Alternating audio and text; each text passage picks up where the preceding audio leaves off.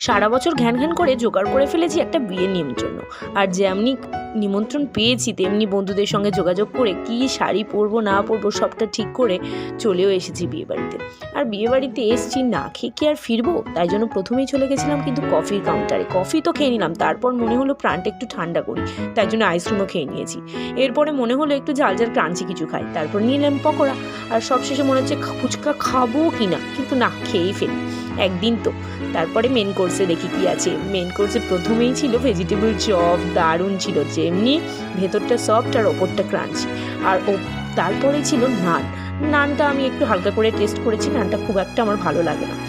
তারপরে যদি চলে আসে সাদা ভাত আর ঝুরঝুরে আলু ভাজার সঙ্গে মুগের ডাল মাছের মাথা দিয়ে, ওটা তো জাস্ট একদম মারাত্মক একটা কম্বিনেশন। তারপরে চলে এসেছিলো মাছ। মাছের কাঁটা ছাড়াতে ছাড়াতে আমি বিরক্ত হয়ে যাচ্ছি, তখনই চলে এলো চিংড়ি। চিংড়ির ঝাল ভালো করে চালিয়ে যা লেগেছিল না। তারপরেই চলে এসেছিলো ফ্রাইড রাইস। ফ্রাইড রাইস দিয়ে চিকেন কষা একদম জমিয়ে জমিয়ে খেয়েছি জাস্ট।